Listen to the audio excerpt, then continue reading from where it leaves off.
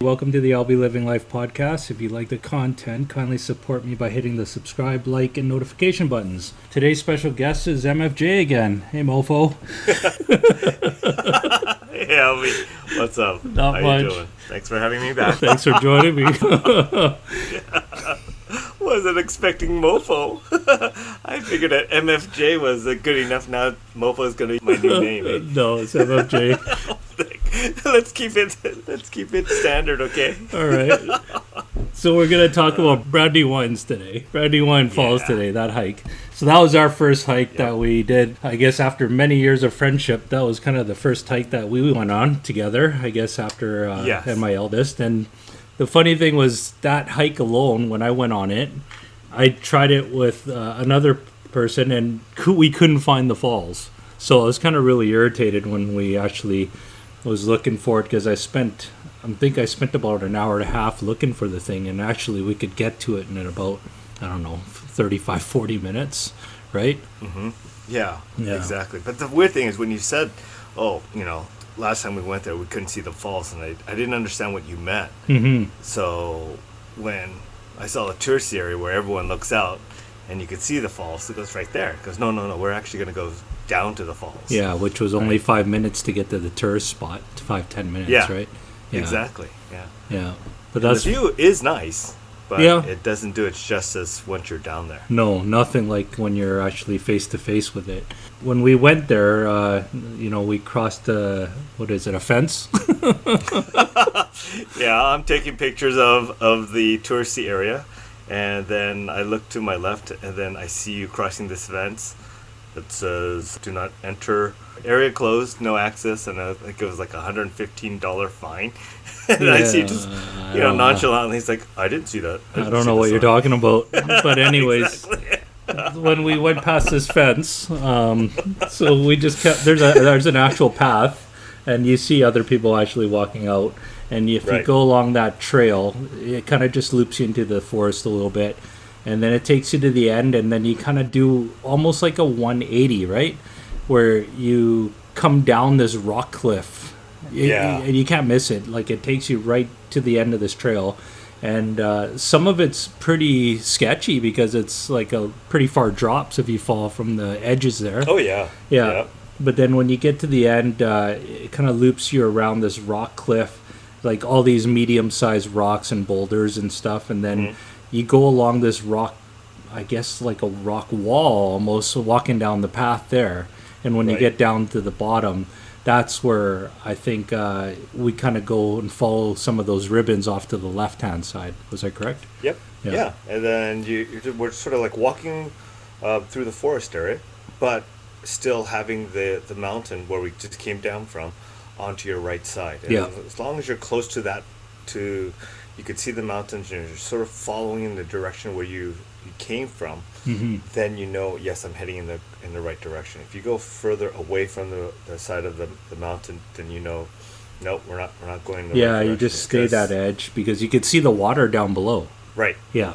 Exactly. Yeah. And you could, the further you get in, and mind you, this is my first time ever going hiking with you, so I didn't know that there are rules and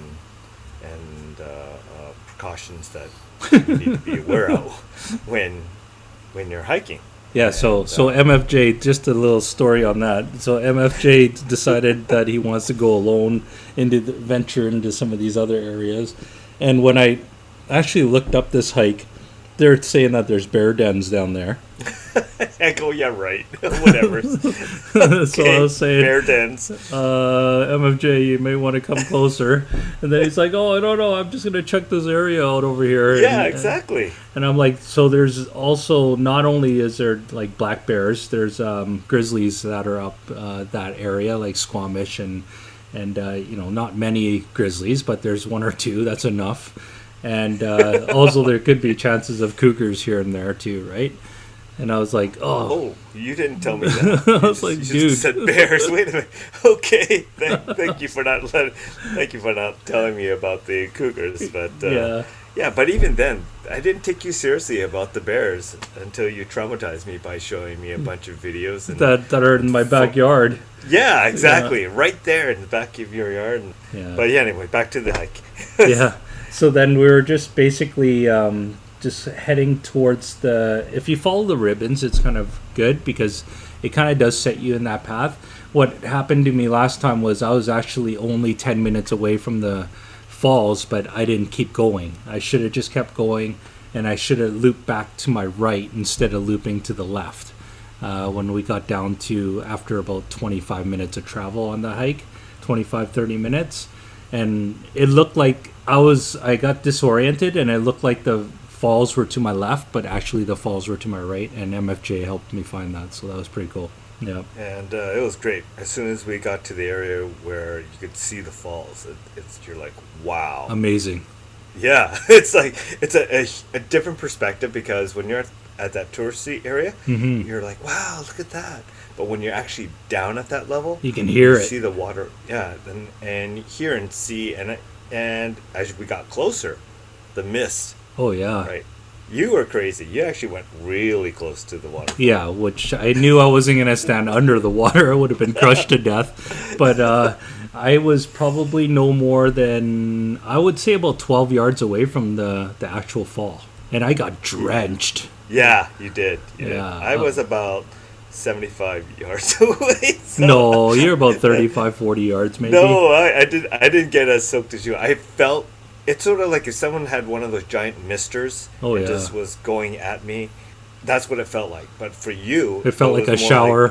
Like, yeah. You were getting a shower. You were right there. And you could... And we were taking... when I see you getting further and further or closer and closer to the waterfall, I could see all that water hitting you. Oh, it was insane. So, and then when the wind came, it was nuts. Then I ran out of there because I literally got drenched. It was not... Yeah. It was insane.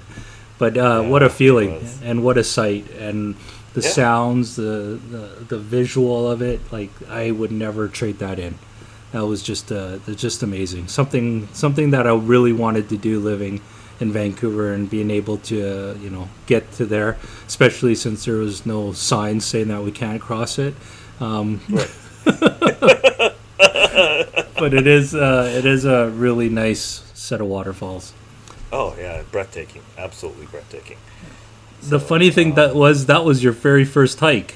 Yeah, and the fact that I didn't think, oh yeah, whatever, bears, please, they're up further up in the mountains. They wouldn't be around this area anyways. Yeah.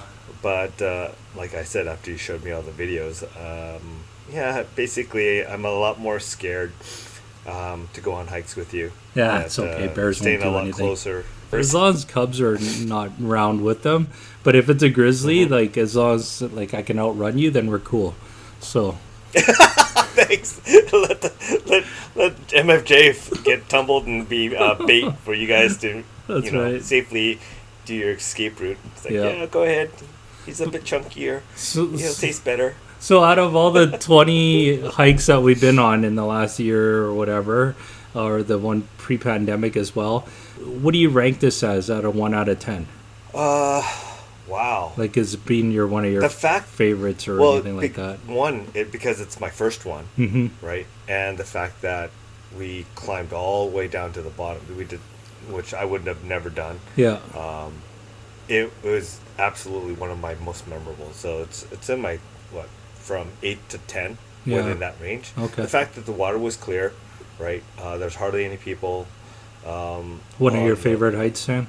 Oh, absolutely. Yeah. Absolutely. Yeah. I'd love to go there again, but I'd probably have, I'd have pepper spray now. Or bear spray. Yeah. And I'd have a lot more bells.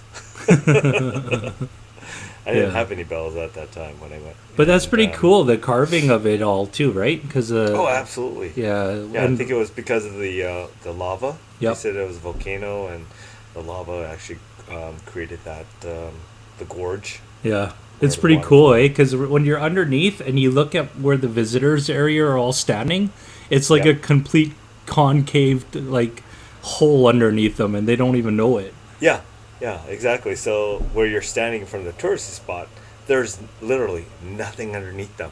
No. So that if that ledge just gives away, They're done. they're gone. Yeah. They're done. Yeah, That's it. they're And, done. and you don't realize that. I mean, if you look on the other side, it looks exactly the same. Yes. You could see like the trees and some rocks and everything else, sort of like on the edge. Yeah. And if that fell, you go, wow, they're gonna fall down in the bottom of that gorge. Yeah. But one of the things I kind of want to do next time, if when I get a chance to go again, is I want to try to see if I can get behind the waterfall. No way. Do you think we can? or No, can't? there's no way. Really? Yeah. Because that thing is, it's flowing pretty strong. If you get hit with that, you're gonna get smoked, probably knocked So out. we'd have to go there like on a dry. Let's see if it's dry. Then it would be, the pictures wouldn't be all that great because there wouldn't be a. No, a I think huge there's a waterfall. pretty continuous flow there. Really? Yeah. Oh, Yeah, man. because I think I'm pretty sure we went late summer. Mhm. I could be wrong here, but I'm pretty sure we went, it was like August of last Yeah. year or something. Yeah. Yeah. Towards the end. Yeah. Yeah.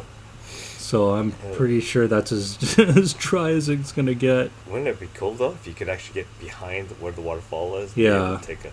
Okay, well, no, that's it for Brandywine. I rank it as one of my favorites as well because it's something you should see and it's kind of a must-do, I guess, if you live in the Lower Mainland or if you're visiting. But, we don't recommend you breaking the law and going over the fence. That's not what we did. Yeah. Nope. Didn't see a fence there. Yeah.